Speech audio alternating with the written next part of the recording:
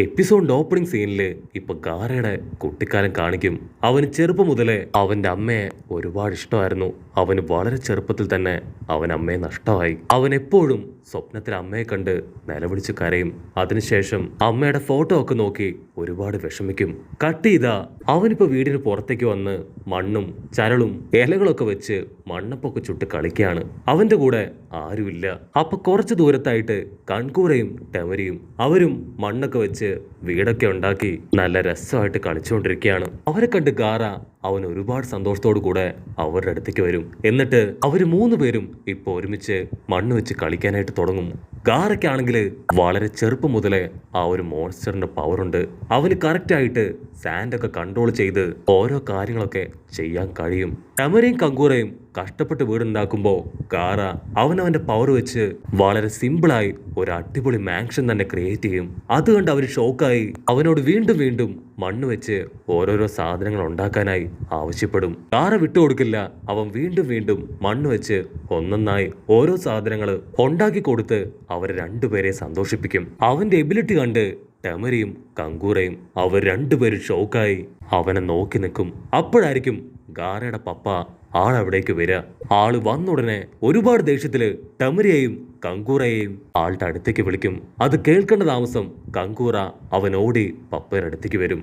ടെമരി ആണെങ്കില് ഗാറയെ ഒന്ന് നോക്കി പതിയെ പപ്പയുടെ അടുത്തേക്ക് അങ്ങനെ നടന്നു വരികയാണ്. പപ്പ അവരുടെ രണ്ടുപേരുടെയും കൈക്ക് പിടിച്ച് വലിച്ച് നിർബന്ധിച്ച് അവിടുന്ന് കൂട്ടിക്കൊണ്ടുപോകും. പാവം കുഞ്ഞു ഗാറ. അവനെ കൊണ്ടാണെങ്കിൽ അത് സഹിക്കാൻ കഴിയില്ല. എങ്കിലും എന്തുകൊണ്ടായിരിക്കും എന്റെ പപ്പ എന്നെ മാത്രം വിളിക്കാതെ അവർ രണ്ടുപേരെയും വിളിച്ചുകൊണ്ട് ഇവിടുന്ന് പോയത്? ആക്ച്വലി ഗാരയുടെ പപ്പയ്ക്ക് ചെറുപ്പം മുതലേ അവനെ തീരെ ഇഷ്ടമല്ല. ഗാര ആണെങ്കിൽ ഒത്തിരി ദേഷ്യത്തിലും സങ്കടത്തിലും ഇപ്പൊ സാൻഡ് വെച്ച് എന്തൊക്കെയോ ക്രിയേറ്റ് ചെയ്യും. അപ്പൊ അവിടുന്ന് അങ്ങനെ സൂം ഔട്ട് ചെയ്ത ഒരുപാട് ആൾക്കാര് ഇപ്പൊ ഗാറയെ തന്നെ നോക്കി നിൽക്കുകയാണ്. അവര് പരസ്പരം പറയും അവൻ ഭയങ്കര ബാഡാണ്, എല്ലാവരെയും അവൻ ഉപദ്രവിക്കും, ഈ ക്ലാൻ തന്നെ അവൻ ഇല്ലാതാക്കുന്നു പറഞ്ഞ് ഒരു കല്ല് ഇപ്പൊ ഗാരയ്ക്ക് നേരെ വലിച്ചെറിയും. പക്ഷെ ഗാറ അവൻ ഞൊടിയിടയില് അവന്റെ സാൻഡ് വെച്ച് ആ കല്ല് ബ്ലോക്ക് ചെയ്യും.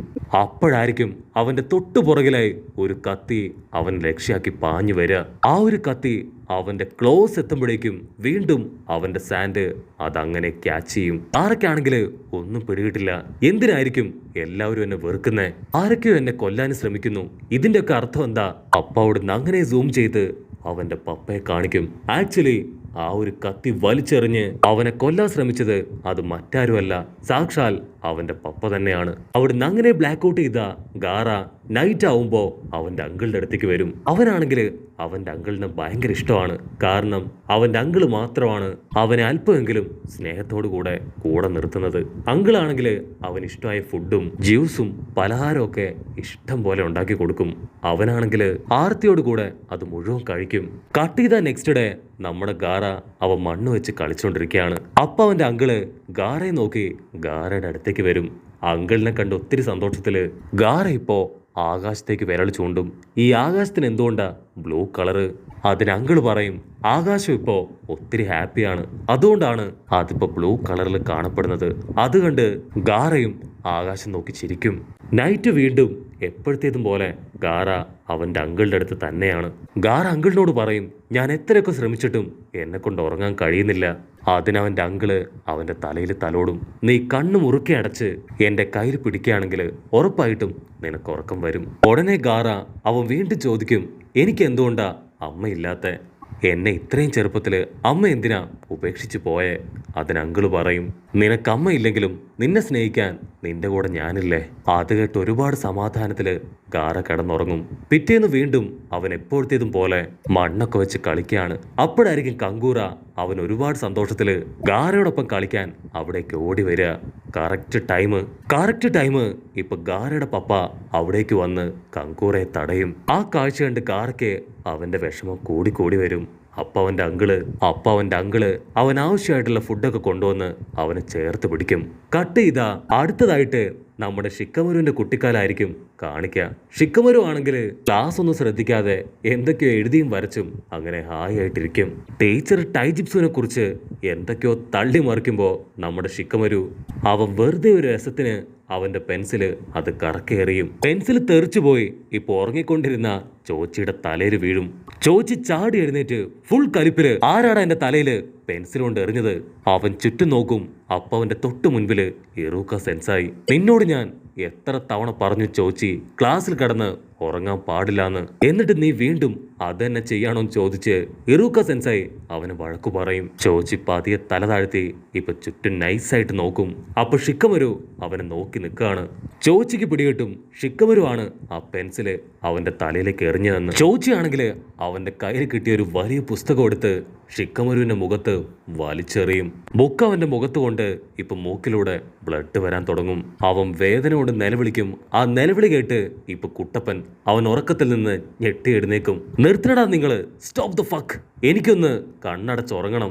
നിങ്ങൾ എന്തിനാ ഇങ്ങനെ ബഹളം വെക്കുന്നേ ചോദിച്ച് അവൻ മുൻപോട്ട് നോക്കുമ്പോഴായിരിക്കും ഇറൂക്ക സെൻസായെ കാണുക. സെൻസായി അവരെ 3 പേരെയും അങ്ങനെ ചെവി പിടിച്ച് ക്ലാസ്സിന് പുറത്തേക്ക് കൊണ്ടുവന്ന് നിർത്തും. നിങ്ങളോട് ഞാൻ എത്ര തവണ പറഞ്ഞു ക്ലാസ്സിൽ വന്ന് ഉറങ്ങാൻ പാടില്ല എന്ന്, എന്നിട്ട് വീണ്ടും വീണ്ടും നിങ്ങൾ അതന്നെ ചെയ്യാണോ? ഇനി നിങ്ങൾ പുറത്തുനിന്ന് പഠിച്ചാൽ മതി എന്ന് പറഞ്ഞ് മാസ്റ്റർ ഫുൾ കലിപ്പില് അകത്തേക്ക് കയറിപ്പോവും. ചോദിച്ച ഉടനെ ഇപ്പൊ നറൂട്ടോയ്ക്കും ഷിക്കമരുവിനും അവർക്ക് 2 പേർക്കും സ്നാക്സ് ഒക്കെ കഴിക്കാൻ കൊടുക്കും. അവിടുന്ന് അങ്ങനെ കട്ട് ചെയ്ത ക്ലാസ് ഒക്കെ കഴിഞ്ഞ് ഇപ്പൊ ഇറൂക്ക സെൻസായി പുറത്തേക്ക് വരും. പക്ഷെ അപ്പോഴും നമ്മുടെ 3 ആശാമാരും ആ ചുമരിൽ ചാരി നിന്ന് ഉറങ്ങാണ്. അടുത്ത സെക്കൻഡ് ഇറൂക്ക സെൻസായി അവരെ 3 പേരെയും ഞെട്ടിച്ച് അവിടുന്ന് ഓടിക്കും. അവിടുന്ന് അങ്ങനെ ബ്ലാക്ക് ഔട്ട് ചെയ്ത നെക്സ്റ്റ് ഡേ ഷിക്കമരു അവനിപ്പോ ഒറ്റയ്ക്കൊരു മലമുകളിൽ വന്നിരുന്ന് ആകാശത്തേക്ക് നോക്കിയിരിക്കുകയാണ്. അപ്പോഴായിരിക്കും ചോച്ചി അവനവിടേക്ക് വരിക. ചോച്ചി ഷിക്കമരുവിനോട് ചോദിക്കും, ഷിക്കമരു നിന്റെ കയ്യില് കാശ് വല്ലതും ഉണ്ടോ? എനിക്ക് അത്യാവശ്യമായിട്ട് കുറച്ച് സ്നാക്സ് വാങ്ങണം. അതിന് ഷിക്കമരു പറയും, നിനക്ക് 24 മണിക്കൂറും ഈ ഒരു ചിന്ത മാത്രമേ ഉള്ളോ?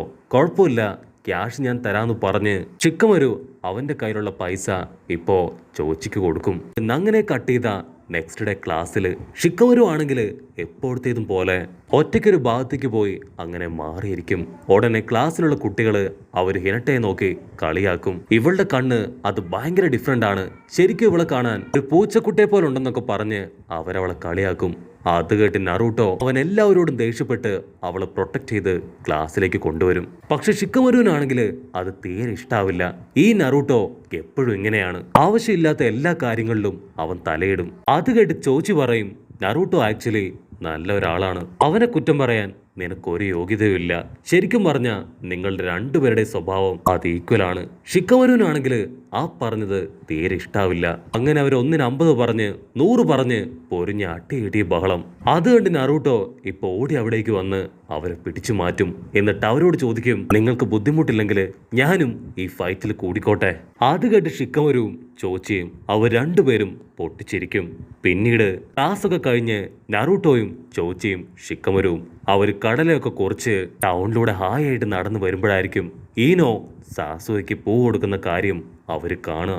പക്ഷെ സാസുകയാണെങ്കിൽ അത് മൈൻഡ് പോലും ചെയ്യാതെ മുൻപോട്ട് നടന്നു പോകും. ഈനോ ഒത്തിരി സങ്കടത്തില് കരയാനായിട്ട് തുടങ്ങും. അത് കണ്ട് ചോച്ചിയും ഷിക്കമരുവും നറൂട്ടോയും അവർ ഈനോയെ നോക്കി കളിയാക്കും. അവൾ ഫുൾ കലിപ്പില് അവരിട്ടിക്കാനായിട്ട് അവരുടെ പിന്നാലെ വരും. ചെക്കന്മാർ ഓടി ഓടി ഒരു വിധത്തിൽ രക്ഷപ്പെട്ട് ഇറൂക്ക സെൻസായുടെ അടുത്തേക്ക് വരും.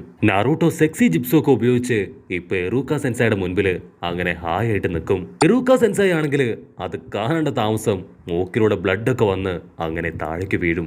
കട്ട് ചെയ്ത രാത്രി നറൂട്ടോ ആണെങ്കിൽ ഷിക്കമരുവിനും ചോച്ചിക്കും അവർക്ക് ടാറ്റാ ബൈബൈ ഒക്കെ കൊടുത്ത് അവരെ പറഞ്ഞു വിടുന്നതോട് കൂടെ ഈ ഒരു എപ്പിസോഡും അവസാനിക്കുന്നു.